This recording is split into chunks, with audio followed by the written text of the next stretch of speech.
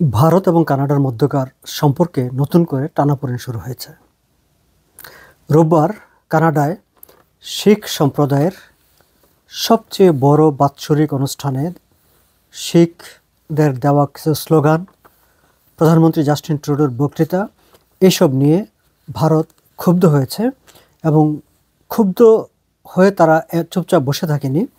নয়াদিল্লিতে কানাডার deputy high কমিশনারকে তলব করে নিয়ে জোরালো প্রতিবাদ করেছে এবং তাদের ক্ষোভের কথা জানিয়েছে। কানাডা অবশ্য তাৎক্ষণিকভাবে এ বিষয়ে কোনো প্রতিক্রিয়া প্রকাশ করেনি। তবে সামগ্রিকভাবে গত জুন মাসের পর থেকে প্রায় এক বছর ধরে কানাডা এবং ভারতের মধ্যে যে কূটনৈতিক সম্পর্কের টানাপোড়েন শুরু হয়েছে বা চলছিল, মাঝখানে এই বিষয় নিয়ে প্রকাশ্যে কথাবার্তা স্থিমিত থাকলেও সেটি নতুন করে আবার সামনে চলে এলো। এই বিষয়টি নিয়ে দর্শক সামান্য কিছু তথ্যপত্র আপনাদের সামনে আজ উপস্থাপন করতে চাই। আপনাদের সবাইকে স্বাগত জানাচ্ছি আমার আজকের এই আলোচনায়। আমি শওকত আলী সাগর। রোববার ছিল শিখ সম্প্রদায়ের সবচেয়ে বড় বাৎসরিক অনুষ্ঠান, খালসা প্যারেড বা খালসা দিবস। এটিকে বৈশাখী হিসাবেও বলা হয়ে থাকে।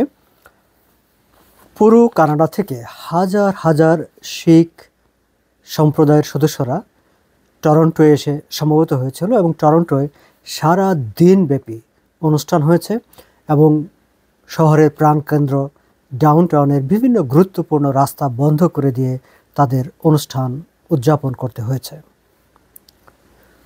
এই অনুষ্ঠানে কানাডার 3 পর্যায়ের সরকারের প্রতিনিধিরা উপস্থিত ছিলেন, যেমন ফেডারেল গভর্নমেন্টের প্রধানমন্ত্রী জাস্টিন ট্রুডো, সংসদে বিরোধী দলীয় নেতা পিয়েরে পোলিয়েভ এবং অন্যতম প্রধান রাজনৈতিক দল এনডিপির প্রধান জাগমিত সিং, অর্থাৎ কানাডার 3টি প্রধান রাজনৈতিক দলের শীর্ষ ব্যক্তি এই অনুষ্ঠানে অংশ নিয়েছেন এবং বক্তৃতা করেছেন।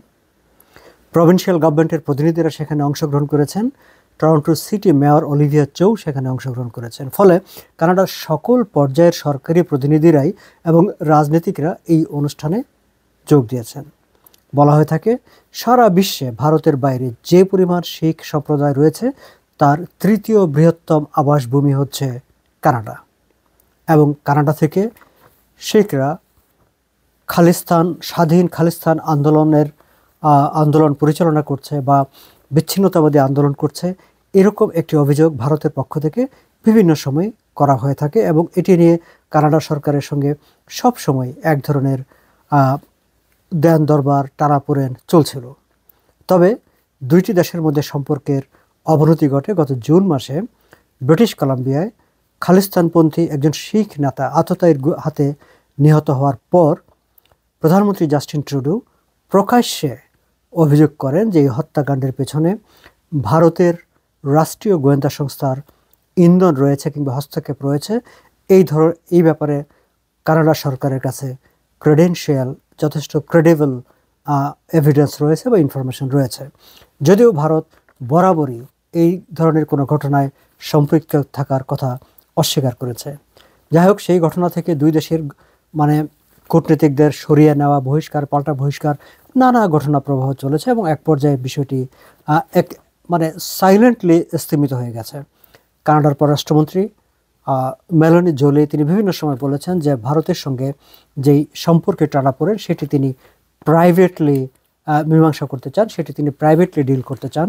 প্রকাশ্যে বা বক্তৃতা বিবৃতির মাধ্যমে তিনি কোনো ডিল করতে চান না। এবং এই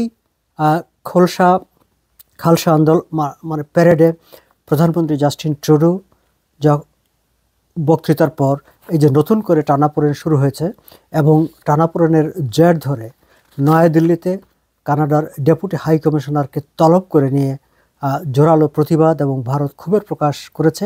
সেই প্রেক্ষিতেও কানাডা এখন পর্যন্ত, আমি যখন কথা বলছি, আনুষ্ঠানিকভাবে কোনো প্রতিক্রিয়া প্রকাশ করেনি।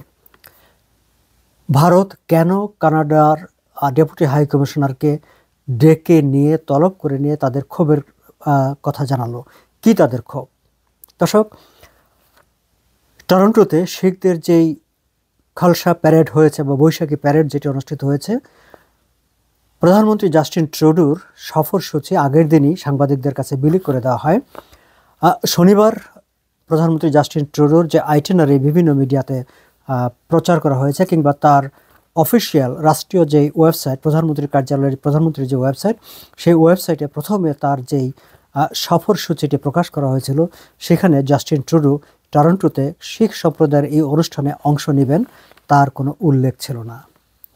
কিন্তু রোববার সকাল থেকে শুরু হওয়া অনুষ্ঠানে বিকালের দিকে প্রধানমন্ত্রী জাস্টিন ট্রুডো রাজধানী অটোয়া থেকে টরন্টোতে চলে আসেন এবং তিনি এই সমাবেশে যোগ দেন।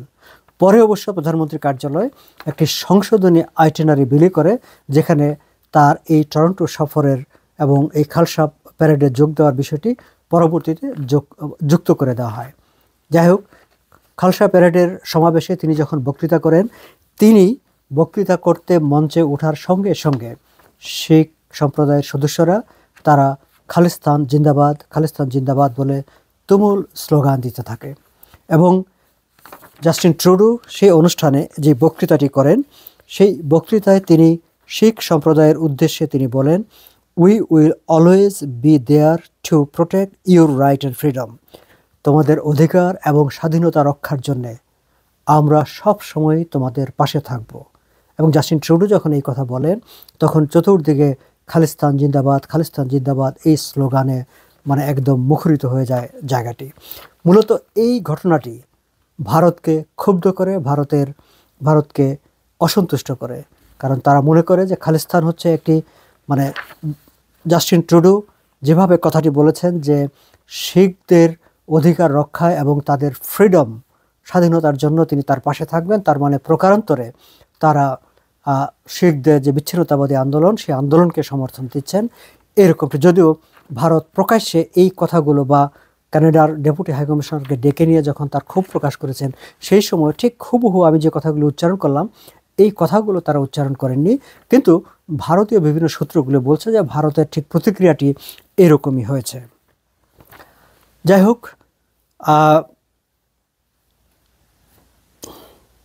ভারত যখন তাদের কানাডার ডেপুটি হাইকমিশনারকে ডেকে নিয়ে তীব্র প্রতিক্রিয়া জানাচ্ছে এবং দুই দেশের মধ্যকার কূটনৈতিক সম্পর্কে একটা নতুন করে টানাপোড়েন শুরু হচ্ছে, ঠিক সেই সময়ে ওয়াশিংটন পোস্টে, মার্কিন যুক্তরাষ্ট্রের অত্যন্ত প্রভাবশালী পত্রিকা ওয়াশিংটন পোস্টে একটি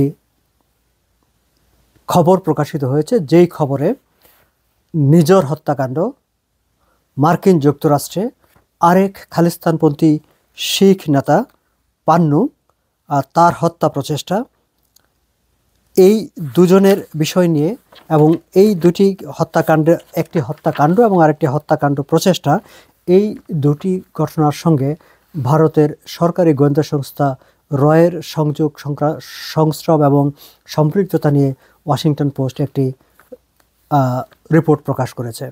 এবং সেই রিপোর্টে তারা বলেছে বিভিন্ন গোয়েন্দা মানে দর্শক আপনারা জানেন যে মার্কিন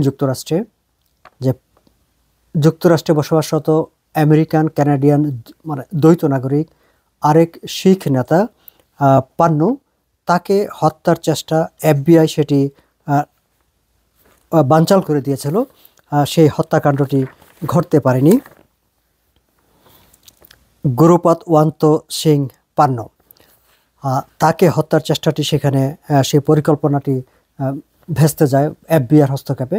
কিন্তু কানাডাতে হরদীপ সিং নিজরকে খুন করা হয় এবং এই একটি হত্যাকাণ্ড এবং আরেকটি খুন করে ফেলা, দুটির মধ্যেই এক ধরনের একটি যোগাযোগ আছে। সেটি মার্কিন গোয়েন্দা সংস্থারা তারা যেই একটি মানে অভিযোগ এনেছে আদালতে, সেই অভিযোগপত্রেও এই বিষয়গুলি উল্লেখ করা হয়েছে। ওয়াশিংটন পোস্ট তাদের যে রিপোর্ট, সেই রিপোর্টে তারা বলছে যে রয়ের কর্মকর্তা বিক্রম যাদবের নাম FBI'র যেই অভিযোগপত্র আদালতে সাবমিট করেছে, সেখানে বিক্রম যাদবের নাম এসেছে, যদিও এর আগের বিভিন্ন রিপোর্টগুলোতে তার সরাসরি নাম প্রকাশ করা হয়নি। কিন্তু ওয়াশিংটন পোস্ট এবার তার নামটি প্রকাশ করেছে যে বিক্রম যাদব, এবং বিক্রম যাদবকে বলা হচ্ছে যে তিনি যারা হিটম্যান, নিজর হত্যাকাণ্ডে যারা জড়িত বা যারা হত্যা করেছে তাদের সঙ্গে এবং পান্নুকে হত্যার জন্য যাদেরকে ভাড়া করা হয়েছিল তাদের সঙ্গে যোগাযোগ রক্ষা করেছিলেন এই বিক্রম যাদব, এবং মার্কিন যুক্তরাষ্ট্রের পক্ষ থেকে বিক্রম যাদবের বিরুদ্ধে ব্যবস্থা নেওয়ার জন্যও ভারত সরকারের কাছে দাবি জানানো হয়েছিল। এরকম কথা ওয়াশিংটন পোস্ট তার রিপোর্টে উল্লেখ করেছে। ওয়াশিংটন পোস্টের রিপোর্টে এই কথাও বলা হয়েছে যে মার্কিন যুক্তরাষ্ট্রের কর্মকর্তাদের অ্যাসেসমেন্ট হচ্ছে পান্নু হত্যার যে পরিকল্পনাটি করা হয়েছিল সেই পরিকল্পনাটি রয়ের তৎকালীন প্রধান সামন্ত গোয়েল অনুমোদন করেছিলেন। এমনকি ওয়াশিংটন পোস্ট একথাও বলছে তাদের রিপোর্টে যে অজিত দোভাল, যিনি ভারতীয় প্রধানমন্ত্রীর নিরাপত্তা উপদেষ্টা, তিনিও এই বিষয়টি জানতেন বলে ওয়াশিংটন পোস্ট মনে করে, বা গোয়েন্দা সংস্থাদের অ্যাসেসমেন্টের উদ্ধৃতি দিয়ে ওয়াশিংটন পোস্ট তার রিপোর্টে এইসব কথাবার্তাগুলি উল্লেখ করেছে। যাই হোক, ভারত বরাবরই তাদের যে কোনো ধরনের সম্পৃক্ততার কথা অস্বীকার করেছে, কিন্তু অতদিন বিভিন্ন পত্রপত্রিকা, কানাডা সরকার কিংবা মার্কিন যুক্তরাষ্ট্র সরকার কিংবা এর আগে এফবিআই এর আদালতে দাখিল করা যেসব দলিলপত্র, কোথাও সরাসরি রয়ের কর্মকর্তাদের এভাবে নাম উল্লেখ করা হয়নি। এই প্রথম ওয়াশিংটন পোস্ট তাদের রিপোর্টে রয়ের সাবেক প্রধানের নাম বা ভারতীয় প্রধানমন্ত্রীর নিরাপত্তা উপদেষ্টা মিস্টার দোভাল এইসব বিষয়ে জানতেন, অবহিত ছিলেন বলে তারা মার্কিন যুক্তরাষ্ট্রের কর্মকর্তারা বিশ্বাস করে, এইরকম সরাসরি এই রিপোর্টে উল্লেখ তারা করেছে। যাই হোক, এই ঘটনাটি এরপর কতদূর গড়াবে সেটি ঠিক এই মুহূর্তে বলা যাচ্ছে না, কারণ কানাডিয়ান ডিপ্লোম্যাটকে তলব করে ক্ষোভ প্রতিবাদ জানানোর পরও কানাডা মোটামুটি চুপ থেকেছে। কানাডিয়ান মিডিয়া ফরেন মিনিস্ট্রিতে যোগাযোগ করেছিল যে এই ব্যাপারে তারা কোনো প্রতিক্রিয়া বা কোনো মন্তব্য দেবে কিনা, কিন্তু ফরেন মিনিস্ট্রি আজকে পর্যন্ত এই ব্যাপারে, কানাডার ফরেন অফিস এই ব্যাপারে কোনো মন্তব্য করেননি। আমি আগে উল্লেখ করেছি যে কানাডার পররাষ্ট্রমন্ত্রী মেলোনি জোলি তিনি বরাবরই বলেছেন যে ভারতের সঙ্গে যে কোনো ধরনের প্রবলেম তিনি প্রাইভেটলি সেটি সমাধান করতে চান। এক্ষেত্রেও তিনি হয়তো প্রাইভেট ইনিশিয়েটিভ নেওয়ার পক্ষেই থাকবেন। তবে এখন পর্যন্ত এই শিখ সম্প্রদায়ের একটি বার্ষিক অনুষ্ঠান, সেই অনুষ্ঠানে প্রধানমন্ত্রী জাস্টিন ট্রুডোর বক্তৃতা, শিখ সদস্যদের স্লোগান এবং কানাডিয়ান ডিপ্লোম্যাটকে তলব করে নিয়ে ভারতের ক্ষোভ প্রকাশ, সব কিছু মিলিয়ে এক ধরনের একটি অস্বস্তিকর পরিবেশ তৈরি হয়েছে দুই দেশের সম্পর্কের মধ্যে। এটি হচ্ছে বাস্তবতা।